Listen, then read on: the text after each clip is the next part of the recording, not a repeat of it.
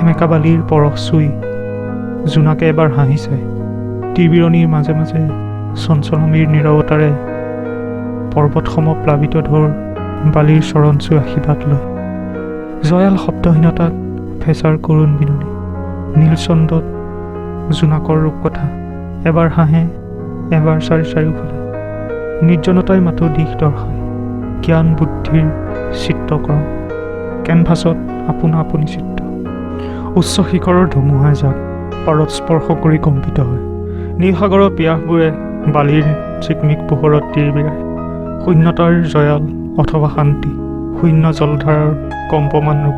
জোনাক নিশা পিয়াহত আঁতোৰ কোনোবা পানীৰ যাযাবৰী বিচৰণ, কণ্ঠকণ্ঠা শুকাই যোৱা শব্দৰ অকলশৰীয়া যাত্ৰা, আনফালে ফুটপাতত পৰি ৰোৱা অনাথ লোকৰ শীতৰ যন্ত্ৰণা।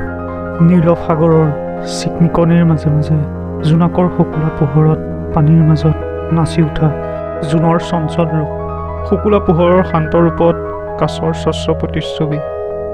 সাগৰৰ পানীবোৰে মুকুতা লিখে, বিশাল আকাশত তৰাবোৰে ৰঙতে শব্দহীন হাঁহি মাৰে। ডেউকাৰ ওপৰত ভৰ দি উৰি ফুৰা পক্ষীকেইজনীও নীলসাগৰত তাৰ প্ৰতিচ্ছবি চাই উৰন্তৰত এবাৰতে। চিকমিক পানীৰ ঢৌবোৰৰ মাজত চঞ্চল পানীৰ ডেউকাৰ শব্দই নিসংগতাক জনাই শব্দতাৰ বিদায়।